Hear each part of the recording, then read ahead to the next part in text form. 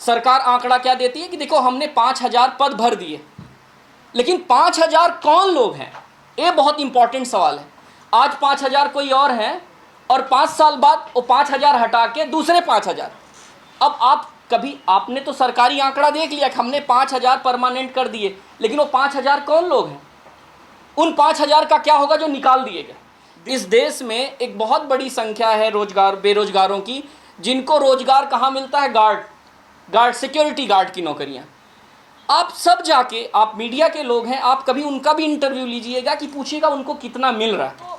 परीक्षा देने जाता है वो परीक्षार्थी और वहां पे पता चलता है पेपर लीक है।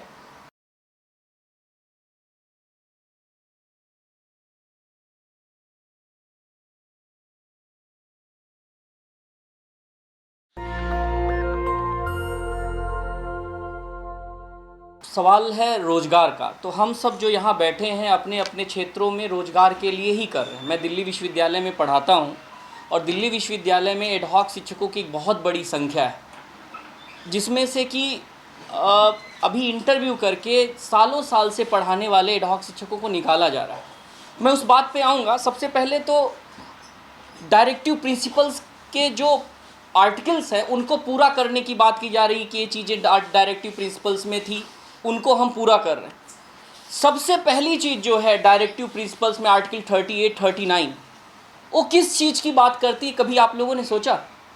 वो सेम इसी चीज़ की बात करती है, एक अच्छी ज़िंदगी की बात करती। आर्टिकल 21 के फंडामेंटल राइट को फुलफ़िल करने की बात करती। आप सब उन आर्टिकल्स को देखिएगा, मैं आपके सामने बस पढ़ दे रहा हूँ एक जल्दी में कि वो आर्टिकल हैं क्या। Article 38, the state shall strive to promote the welfare of the people by securing and protecting a social order, by ensuring social, economic and political justice and minimizing inequalities in income, status, facilities and opportunities. It's the article 38 of the directive principles. Article 39, I'm quoting article 39, you must listen, which is talking about right to work. Anyways, the state shall in particular direct its policy towards securing right to an adequate means of livelihood to all the citizens. The ownership and control of material resources shall be organized in a manner to serve the common good. The state shall avoid concentration of wealth in few hands. 1% India में 1% के पास 70% wealth है। Equal pay for equal work for both man and women जो हमारा agenda है। The protection of the strength and health of the workers, we are talking about this also. Childhood and youth shall not be exploited. Anyways, तो आप सबको ये बात जाननी पड़ेगी कि जो हमारा डायरेक्टिव प्रिंसिपल्स है, जो हमारे एक तरीके से नीति निर्देशक तत्व हैं जो राज्य को करने चाहिए, उसमें आपके व्यक्ति की ज़िंदगी के बेहतर बनाने के लिए जो है राइट टू वर्क का है, सरकार उस पर कोई काम नहीं कर रही। और आज हम सब की जिम्मेदारी है और आज हम सब मजबूर हो चुके हैं कि भारत युवाओं का देश है। एक बहुत बड़ी आबादी विश्व में, सब बहुत बड़ी आबादी जो युवाओं की है भारत में रहती है। और उन युवाओं की दशा क्या है, आपको मैं कहीं दूर नहीं ले जाता हूँ, दिल्ली विश्वविद्यालय का एग्जाम्पल देता हूँ। उच्च शिक्षा का बहुत नामी गिरामी संस्था कौन सी है? दिल्ली विश्वविद्यालय। दिल्ली विश्वविद्यालय में एडहॉक शिक्षक 5,000 से ज़्यादा पढ़ा रहे थे। अभी संख्या कुछ कम हुई होगी, क्यों कम हुई उस पर भी मैं आता हूँ। जिसमें क्या किया गया कि उसमें हम लोग 2016-17 से एब्जॉर्प्शन का आंदोलन चला। 2019 में एक बहुत बड़ा आंदोलन खड़ा होता है दिल्ली विश्वविद्यालय में समायोजन को लेके। समायोजन कराने को कौन कहे, आज के समय में वहाँ पे कत्लेआम हो रहा है। और कत्लेआम क्या मतलब, in the sense massacre, interview के द्वारा निकाला जा रहा है। वहाँ पे किसी पर्टिकुलर ऑर्गेनाइजेशन के इन्फ्लुएंस वाले लोगों को रखा जा रहा है। इवन करप्शन की बात भी चल रही है, जिसके एग्जाम्पल ये भी हैं और ये आपको बातें बताएंगे अशोक जी, क्योंकि अभी इनको 5 साल पढ़ाने के बाद दिल्ली विश्वविद्यालय के कॉलेज से निकाल दिया गया है। एनीवेज, जो हमारा थर्ड पॉइंट है, सभी सरकारी पदों को तुरंत भरा जाए, संविदा प्रणाली समाप्त हो। यदि खाली पदों पर कर्मचारियों की संविदा पर नियुक्ति हुई हो तो उन कर्मचारियों को वहीं अस्थायी किया जाए। क्यों किया जाए? सरकार आंकड़ा क्या देती है कि देखो हमने 5,000 पद भर दिए, लेकिन 5,000 कौन लोग हैं, ये बहुत इंपॉर्टेंट सवाल है। आज 5,000 कोई और हैं और 5 साल बाद वो 5,000 हटा के दूसरे 5,000। अब आप कभी आपने तो सरकारी आंकड़ा देख लिया कि हमने 5,000 परमानेंट कर दिए, लेकिन वो 5,000 कौन लोग हैं? उन 5,000 का क्या होगा जो निकाल दिए गए? दिल्ली विश्वविद्यालय में यही चल रहा है सालों साल से। कल मुझे एक फ़ोन आया महिला का, 62 साल की हैं, उनको 20 साल पढ़ाने के बाद निकाल दिया गया। ये सबसे बड़ी फेल्योर सिस्टम की है कि ठीक है कि आपने इतने समय एडहॉकिज्म रखा, लेकिन आज जब आप नियुक्तियां कर रहे हो तो उनका ख्याल ही नहीं कर रहे हो। हमने बहुत कोशिश किया, हमने जो सत्ता पक्ष के लोग हैं, जो देश की सत्ता उनके पक्ष के लोग हैं, उनका ड्यूटा में बोलबाला है, हम लोगों ने उनसे भी रिक्वेस्ट किया। उन्होंने कहा ये संभव ही नहीं है, ये संभव ही नहीं। आज के समय में सरकारी जो पद हैं उस पर सबसे ज़्यादा संख्या किसकी है? कॉन्ट्रैक्चुअल वर्कर्स की। हम तो ये कह रहे हैं भाई कि हम नहीं कह रहे सबको आप सरकारी नौकरी दे दो, लेकिन जितने सरकारी नौकरियों में पद हैं उनको सही तरीके से भरो ना, उनको कॉन्ट्रैक्ट मत बनाओ, उनको ऐसी ज़िंदगी जीने पे मजबूर मत करो कि हमेशा मानसिक रूप से प्रताड़ना झेले कि कब उनकी नौकरी जाएगी, कब रहेगी। आप सब ने सुना होगा कि कोविड में बहुत लोगों की नौकरियां चली गई। तो आप जो 2%, 3%, 4% जो जितनी भी नौकरी है सरकारी पूरी नौकरियों की, आप उनको सही तरीके से भरिए, संविदा समाप्त करिए। और जो लोग संविदा पे पढ़ा रहे हैं आज तक, उनको वहीं पे अस्थाई किया जाए, क्योंकि वो काबिल है, एलिजिबल है, तभी तो उनको पढ़ाया जा रहा है।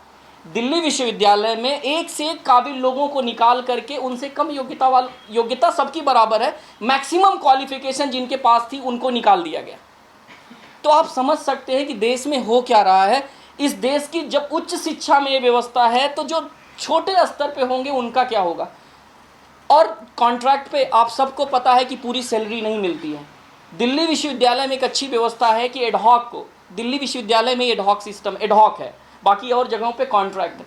एडहॉक को पूरी सैलरी मिल जाती है, लेकिन उनको बहुत फैसिलिटीज़ नहीं मिलती, उनके इंक्रीमेंट नहीं होते हैं। हाँ, तो हो क्या रहा है कि जो कॉन्ट्रैक्ट सिस्टम है इसको सबसे पहले, जैसे आज आपको हम गार्ड का एग्जांपल देंगे। इस देश में एक बहुत बड़ी संख्या है बेरोजगारों की, जिनको रोजगार कहाँ मिलता है? गार्ड सिक्योरिटी गार्ड की नौकरियाँ। आप सब जाके, आप मीडिया के लोग हैं, आप कभी उनका भी इंटरव्यू लीजिएगा कि पूछिएगा उनको कितना मिल रहा है। उनकी मिनिमम, दिल्ली की बात कर रहे हैं ना, दिल्ली में 20,300 समथिंग रुपए है स्किल्ड का, 18,000 समथिंग है सेमी स्किल्ड का, और 16,000 है नॉन स्किल्ड का। उनको पूछिएगा कितना, वो मैक्सिमम 12 से 13,000 रुपये पा रहे हैं। जो ब्रेस्ट मनी कहाँ जा रही है आपने कभी सोचा? आप सोचिए कि जो व्यक्ति की मिनिमम है उसमें भी डाका डाला जा रहा है। ये किसकी जिम्मेदारी है? आप सब सोचिएगा, प्रबुद्ध लोग हैं, आप मीडिया के लोग हैं, आपकी जिम्मेदारी है इन चीज़ों को उकेरना कि वो पैसा जा कहाँ रहा है। सीधे दिन दहाड़े एक तरीके से लूट है। तो क्या ये इस तरीके का रोजगार हमको चाहिए? इस तरीके के रोजगार की हम अपेक्षा करते हैं? क्या इस पे बात नहीं होनी चाहिए? तो जो एक रोजगार आंदोलन है और जिसकी मुहिम हम बहुत पहले शुरू कर चुके हैं, हम सब कहीं ना कहीं रोजगार के लिए लड़ रहे हैं। पिछले 4 सालों से मैं दिल्ली विश्वविद्यालय में एडहॉक की लड़ाई लड़ रहा हूँ, और पूरे देश में एक तरीके से जो संविदा की यह बात हो रही है उसको भी हम उठा रहे हैं और उसको भी ख़त्म करने की बात कर रहे हैं कि जो लोग संविदा पे पढ़ा रहे हैं उनको परमानेंट करिए और ये संविदा व्यवस्था ही ख़त्म करिए, क्योंकि ये शोषण की जननी है। आप जो 2-4-5% सरकारी नौकरियां हैं उसको भी आप संविदा पे बदल दे रहे हैं। कितना बड़ा अपराध कर रहे हैं आप। एक तो नौकरियां नहीं, नौकरियां कम हैं, और जो नौकरियां हैं उसको भी आप कर दे रहे हैं। तो जो प्रतियोगी छात्र है वो कहाँ जाएगा? दूसरी चीज़ है प्रतियोगी परीक्षाएं एक साथ, मतलब कोई 2 साल, हर स्टेट का भी उठा के आप देखोगे सालों साल लग जाते हैं एक परीक्षा के परिणाम आने में। दूसरी चीज़ है कि अगर मान लीजिए एक परिणाम भी आ गया तो कोई न कोई बहाना लगा के उस पर रोक लग जाती है। कभी सरकार की गड़बड़ी होती है, कभी कोर्ट से कुछ हो जाता है। तीसरी बात कि इस समय आप देख रहे होंगे कि पेपर लीक हो जा रहा है। कोई परीक्षा देने कोई परीक्षार्थी पहचान, और मैक्सिमम उसमें मजदूर किसान के बेटे बेटियां होते हैं।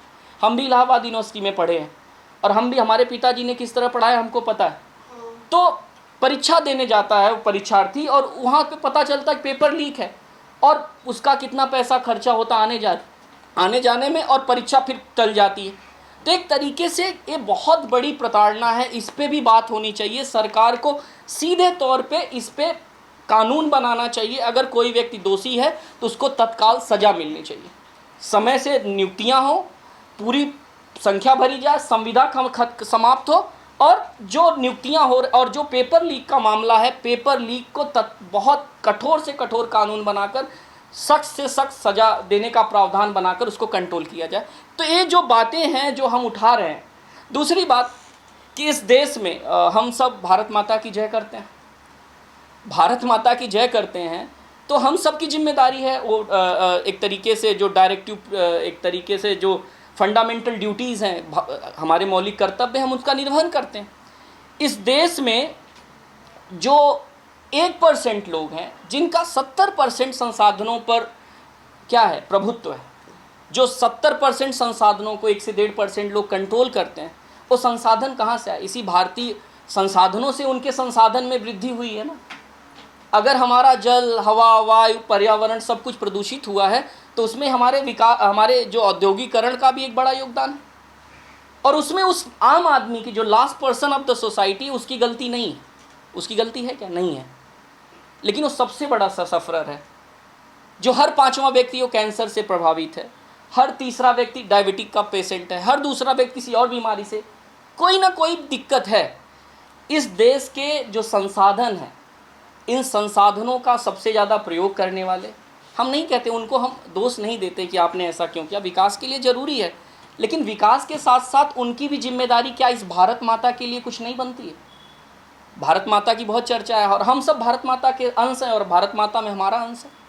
तो क्या भारत माता के लिए जो 1% लोग हैं जिनका 70% संसाधनों पर आधिपत्य है, प्रभुत्व है, उसके मालिक हैं, स्वामी हैं, क्या उस देश की आम जनता के लिए जिनके पास खाने तक को नहीं है, नौकरी तक के लिए नहीं है, उनके लिए कोई कर्तव्य नहीं है? अगर कोई सवाल करे, हो सकता अभी आप लोग बहुत सवाल आएंगे कि आएगा पैसा कहाँ से?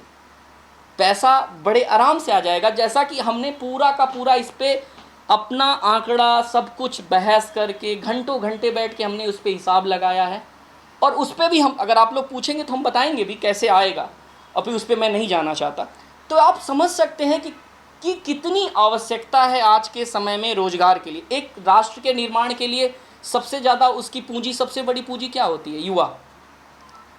और युवा तो कौन कहे, यहाँ बुजुर्ग, यहाँ जो युवावस्था से प्रौढ़ावस्था में पहुँच गए हैं, प्रौढ़ावस्था से बुजुर्गियत में पहुँच गए, सबकी हालत ख़राब, महंगाई अपने चरम पर है, और रोजगार का आलम क्या है वो आप सबको पता है।